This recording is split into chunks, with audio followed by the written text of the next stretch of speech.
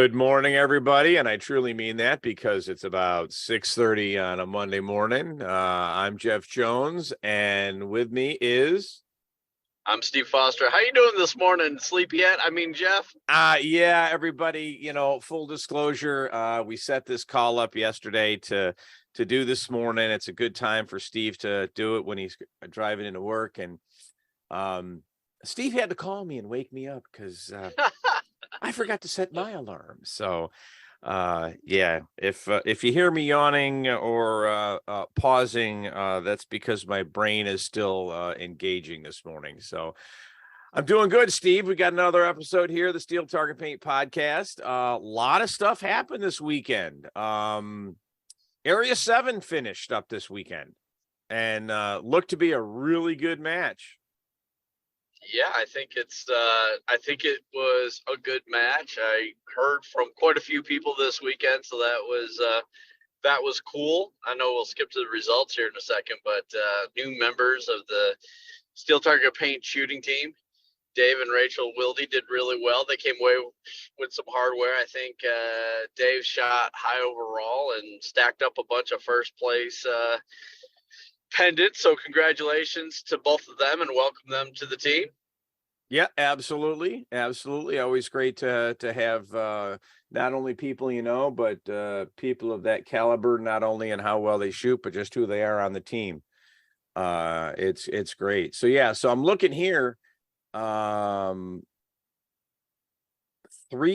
and over 320 people started that match. That's awesome. That's now, a good unfortunately, match. there are a couple of DQs, but 317 people finished that match. That is very impressive for an area match. I'm going to pull up here because didn't Ryan Wagner take first place in, I think, Open?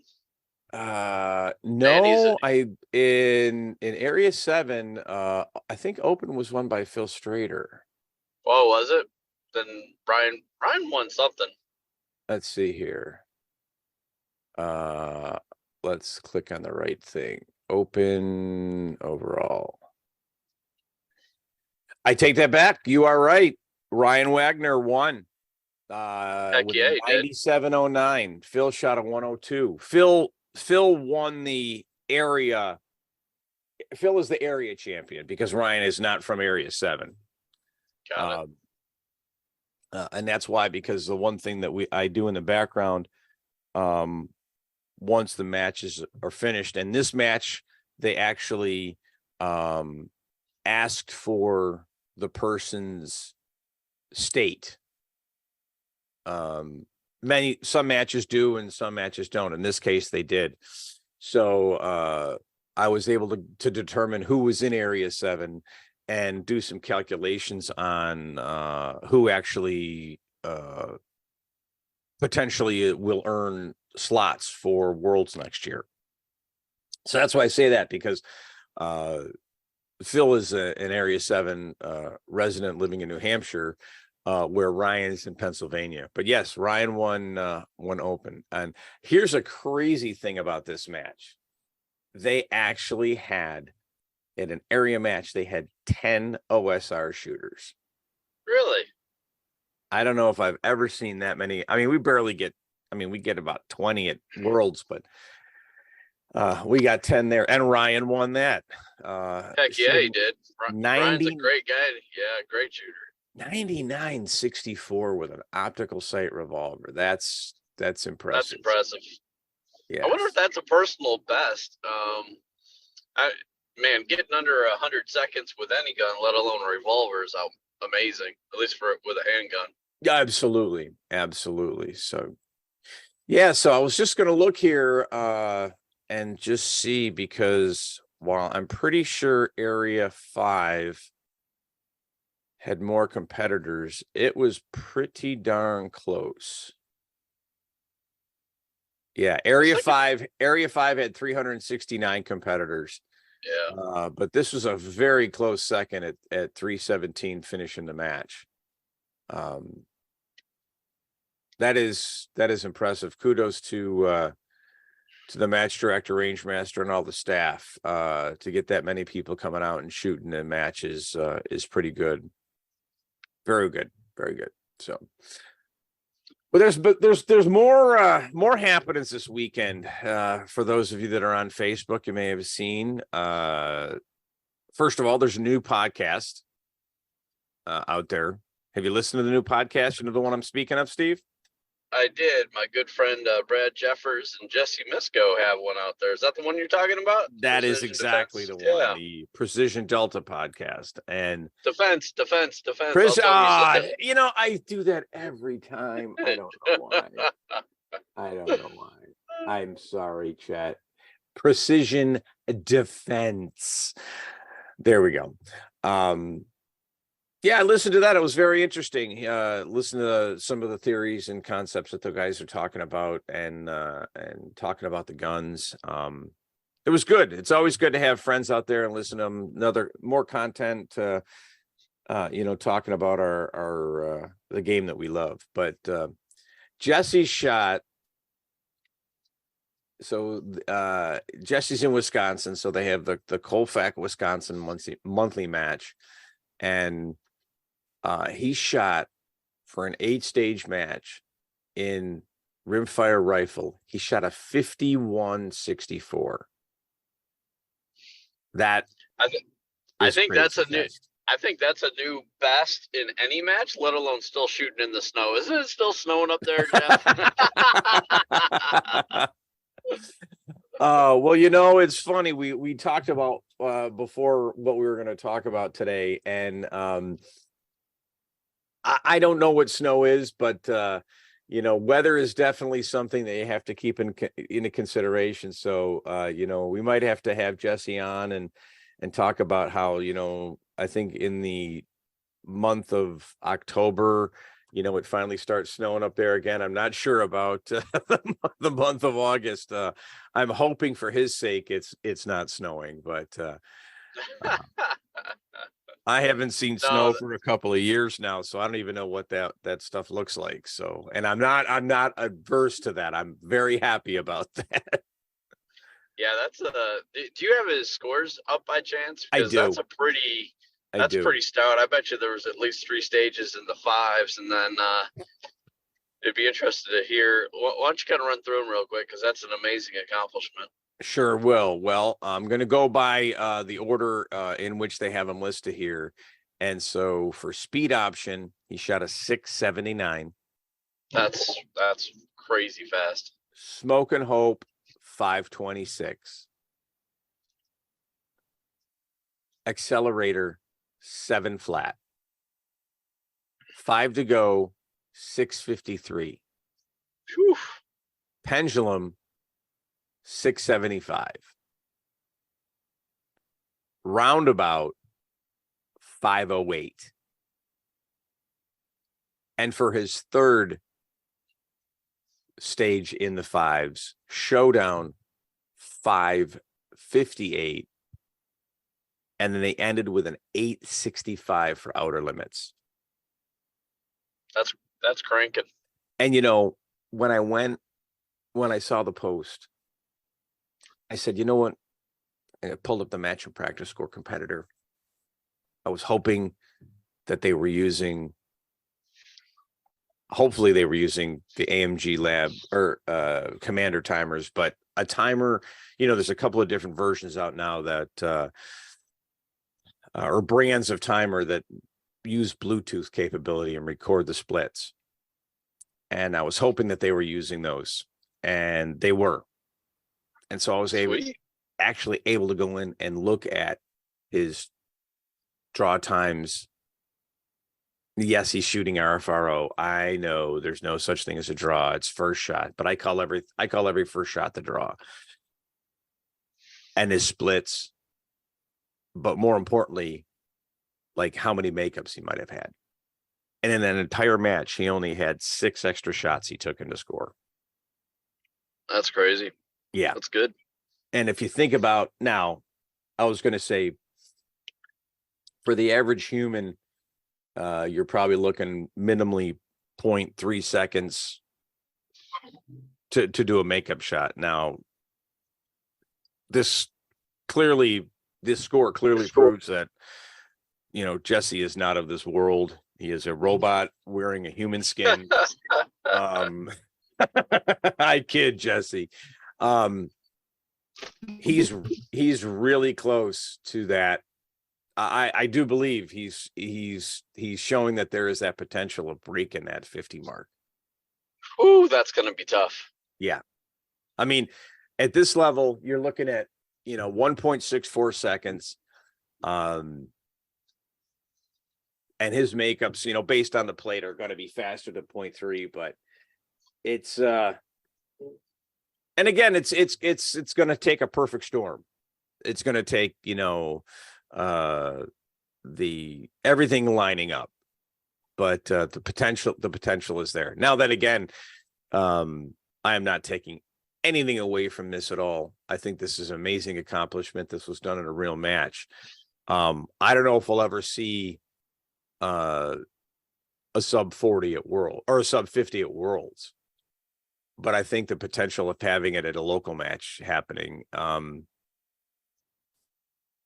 we're as close as we've ever gotten, and it's amazing. Whew, those last couple of seconds, though, that's a lot. That's a lot. That's a lot. That's a lot. And it's interesting because he shot rimfire pistol with his precision defense shorty. Very nice. Very nice. And I can learn. He on many of the stages he had virtually the same time. Yeah, that's crazy. In fact, he shot actually a 58, right? Somewhere in there. He shot a 58.34. I mean, he was smoking hope. He was 5.26 with a rifle, 5.36 with a pistol. That's pretty darn good. That's just blazing. Jess, you're going to have to work on speed option. I mean, 975. I'm not sure. Unacceptable. Yeah. I if I were you, I'd quit the game. I'd just quit. Well, sounds like somebody needs a mortgage, a wife, and some kids. That's what it sounds like to me, Jeff. He has no distractions, Mr. Bond. They must give him some distractions. That's too funny. Well, it wasn't this weekend, but earlier in the week, there was another Facebook post that was really interesting, and it was from our friend Lance Bratcher Jr. With some tips on outer limits. Did you see that video? I did. Two things. The first one is Lance, for the love of God, get a timer with some batteries, would you?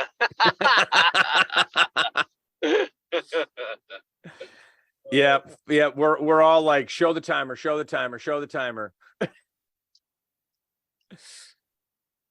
Yeah, he needs a AMG lab timer in his life, Jeff. That's what I'm thinking. Maybe we'll start a GoFundMe for him. Yeah, we need a collection. Get Lance a real timer. No, it's funny because there's a lot of different theories on a lot of the different stages on where you should shoot and how you should shoot it. And I think, Smoke and Hope is a good example. We're going to jump here for a second. There's 24 viable ways, in my opinion, that you can shoot Smoke and Hope because of the way it's laid out, because you have to go to plate 1 and you got to go to plate 4. And the reason I say that is specifically for like a low ready gun. Okay, it's a little different for a center fire, but only slightly. But in a low ready position, you're starting from the middle of the bay. If you take out the concept of having to move the gun up to a 5-foot position from low ready, you've got to go to each plate. So outside of ping ponging across back and forth across the center line, if you want to shoot it 3-4, 4-3, 2-1, 1-2, and then switch the other side, in my opinion, they're all viable shoot your strengths. What do you think about that, first off? No, I think that there are plenty of options and different ways to shoot, stages like Smoke and Hope. And, for outer limits specifically, I did chuckle when I saw Junior's way of shooting. It was like, oh, Kurt Grimes has been shooting it that way for years. It's just in Kurt has more of, I think it's more of like a rifleman's type stance, Right. but he's always come out of the box. A lot of us come out with the right foot, and Kurt takes one step out, one step less, so he steps out with his left foot, and he's got a short, let's just say inseam, aka we both got short legs. Yes, I am afflicted with the short man disease, so I have that same problem.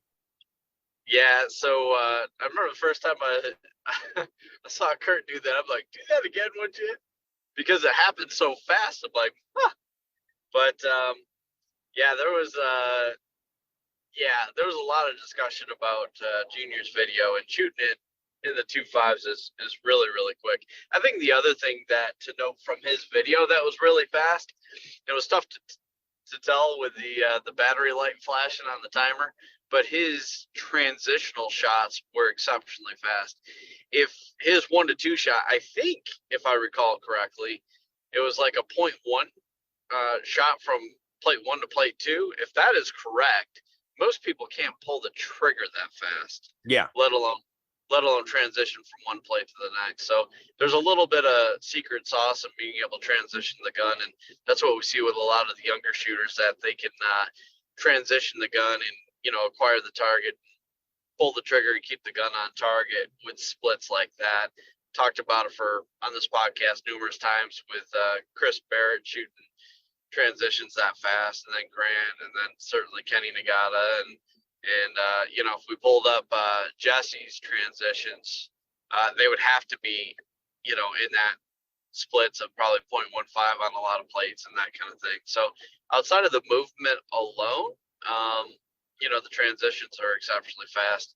But there was a couple of folks, Caleb Peterson saw the video, came over, and we tried it, and then walked him through the way that everybody else, mere mortals, end up shooting it. And he shot outer limits really well, and congratulations to him. I remember, it wasn't too long ago, we were working on breaking 70, and next goal was to break 65, and he shot a 64 and some change this weekend over at Carl's match at CMP. So congratulations. So, yeah, that's amazing. Yeah, that's awesome. But it's outer limits is it's a tricky one. The key to me, for me, always has been, is get in that second box soft and get on that target as quick as possible and as stable as possible. And so you can shoot those last 3 shots really quick. But I will say, from a transition time frame, if you want to this is kind of what I always think about in my mind, going from box to box.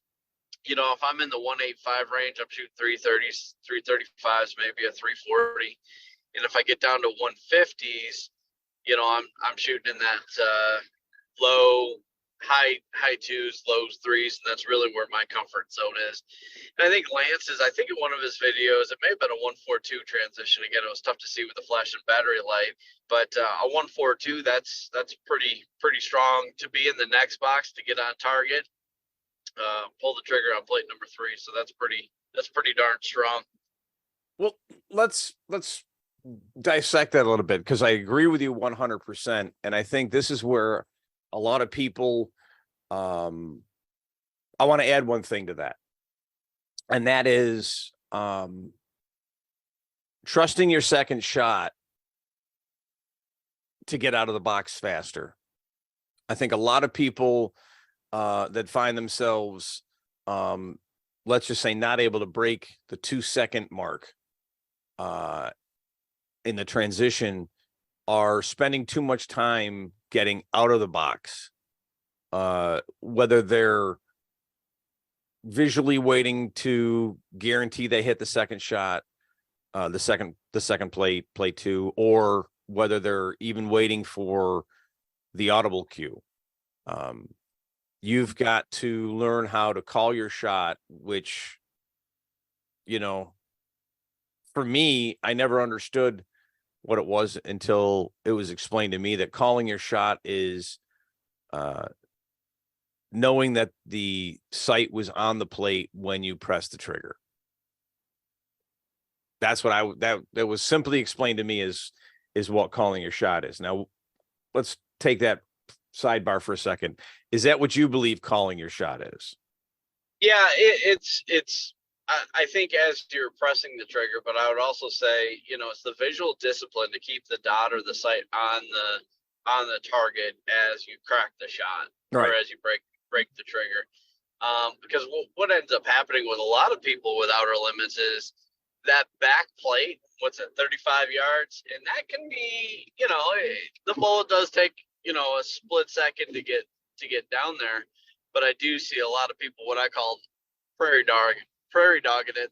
They're so impressed with their ability to hit a plate at 35 yards, they break the shot, look up and go, oh, did I hit that? Oh, I hit that. Let me go to the next box. Yes. And that could be, on outer limits, that could be 0.3 seconds easily.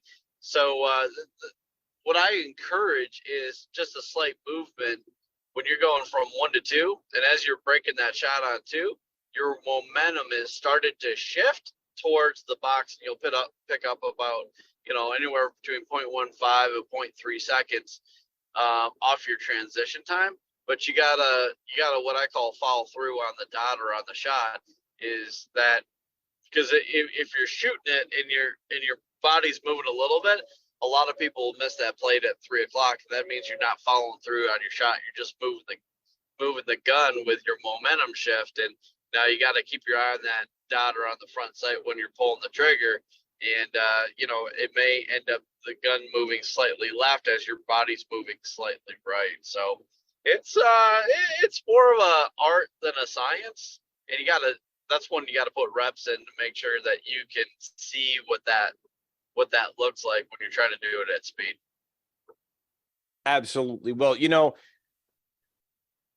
being the nerd that I am, I did the math a couple of years ago on from the time that the bullet goes off for the bullet to a bullet traveling approximately 1,000 feet per second. Some people shoot standard velocity, some people shoot mini mag or force or contact, so you've got some different velocities, but let's just use an average of about 1,000 feet per second. It's going to take approximately a tenth of a second for the bullet to get down and hit the plate. And it's going to take a tenth of a second for the sound, definitely visually, speed of light's much faster, but for the sound to come back and hit your ears. And then there's a time to perceive it. So yeah, that's where, like you said, calling your shot, knowing that the sight was on the plate when you press the trigger, and then moving, that's going to save a lot of time in the movement. And then absolutely when you get into play, and people, everybody that's out there shooting outer limits, be honest with yourself. If the sight is not on the plate by the time your trailing foot is on the ground, you're not in the box smooth enough. That's my opinion. Yeah, I agree. And if you're having to find the sight, and there's a lot of techniques that I've used over the years to work on being able to make the movement smooth and being able to acquire that third shot target. And we won't even get into the order of the heck with it. Let's get into the order. I know a lot of people will they like to get into the box and they like to shoot the back plate first in the center box. And they say it's a bigger plate. And physically, it is a bigger plate. But next time anyone's out at the range and you've got this opportunity, line up the outer plate against either one of the back plates. And you're going to find that visually they're the exact same size. And so shooting the small plate is no harder than shooting the big plate. And you get the advantage of that quick shot to the stop plate if you go 4-3 stop in the center box. Yeah, the other thing I would say along those lines, I think that's a great call out, is that it's one less change of direction. Absolutely. If you come out, to the outside and shoot them. Well, see, here's the other thing too, is that whole time from moving in the box is dead space. So like if you wanted to put it this way, if you, we're going to use a Superman analogy type of thing. If someone were shooting after their second shot, they let go of the gun. Let's say they're shooting a pistol. They let go of the gun with their left hand. They're a right-handed shooter. Let go of the gun with their left hand. But they got in the box and made the third shot in a crazy 1.25 seconds. Like I said, this is Superman. It's really tough to tell them they're doing something wrong. Right. Okay. And so my point here is that it's dead space. You can do anything you want to do with that gun in that dead space. I believe you want to do things that are going to make it the most efficient to be able to make your third shot as effectively as possible and as fast, which means, I've heard a lot of people say, well, I see the big plate first, and 100%, but in that dead space, you're moving the gun. And then, like you say, you're not only saving the reverse transition, but you're also saving that distance between plates 3 and 4, and you're not having to double that on the clock when you're shooting, because you're able to move the gun during the dead space movement. Yep. But yeah, next time, I know you've done it, Steve, but for those that haven't, next time you get out there to a range and they're shooting outer limits, kind of move over to the far left or right, bend down to exactly 5 foot high. Hopefully they've got the plate set up correctly, and line those up. And you're going to find that outside of the corners of the big plate, you visually got almost the exact same size, which means it's really, it's the distance that's the challenge, to get through your head that it really doesn't matter. It's visually the same size. The other thing, though, that I wanted to call out is the great thing that I appreciate about what Junior did is he did something different and showed what worked for him. Yep. And got people thinking and talking about what they're doing and how they're doing it. So I appreciate that, and I think we need to do more of that as a shooting community. Is how do we get people to look at things differently, or maybe even look at our own game and see how we're going about things. Yeah, I went out there and I shot it. I walked out with my left foot like, oh, wow, okay. Well, I'm glad I didn't face plant. It was close once or twice. No, but that part's really cool. I have to admit, I tried it as well. And see, and there you go. My old brain, I didn't give it enough chance. I will say that. My old brain, I had to consciously think about what I was doing, and I would probably need to shoot that a good, I don't know, probably 30, 40 times in a row before I could make it, subconscious for me. But I totally agree. I think I'm tired just thinking about that, Jeff. the your comment is I agree with, and you're right. And we talked about it a couple of weeks ago in some of the past podcasts, where getting out of your comfort zone, trying different things. You never know until you try. I was practicing yesterday, and I was doing some pendulum, and I'm classic 1, 2, 3, 4 stop. And I was shooting right at my PB, maybe a little faster. It's practice, so there's no pressure. But I decided, well, Steve always used to shoot this 4-3, 1, 2 stop. So I did some of that. And then I started, well, what if I like to shoot left or right. So what about 3-4, 1, 2 stop? Oh my God, he's drawing on a 10-inch plate when he's got a 12-inch plate out there. It turns out my draw wasn't any different. And when it was on, it was fast. It was what I found on that was it wasn't the 3-4 that I was having the issue with. It was that when I was coming over and transitioning to 1, it was making it a hard transition and getting used to making that big a transition right to left and stopping on the plate. Yeah. But when it was on, it was fast. It was,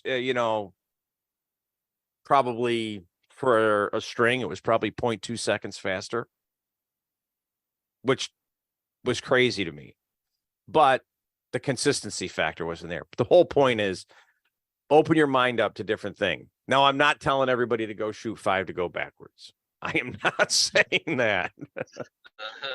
There are some that can do it, and I applaud them. But there's a lot of those stages out there that there are different options. Again, pendulum, I think, is another one where, if you're confident being able to shoot the small plates, the order doesn't matter.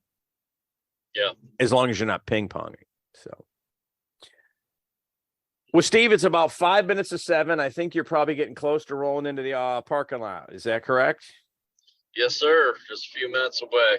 All right. Well, we got one more topic I want to hit on real quick. And it has to do with a good friend called me yesterday, Chris Stewart, Alabama. He was shooting a match. And by the time he was getting to the end of the match, he said his performance just really dwindled off because of his physical fitness. And Chris is a big guy. And it wasn't necessary. We talked about it, and it turned out as I listened to him talk, it wasn't necessarily completely about his physical fitness, but it was also about he was overheating. He was getting a little tired. Now that does rely on physical fitness, but I don't know what it's like in Georgia, but down here in Florida, we're getting some unprecedented stretches of heat without any rain. What's it been like in Georgia? Is it hot? Well, it's been hot and humid, but with some rain last night. We went to play tennis with the girls, and we actually got rain on, but yeah, it's been super, super duper hot.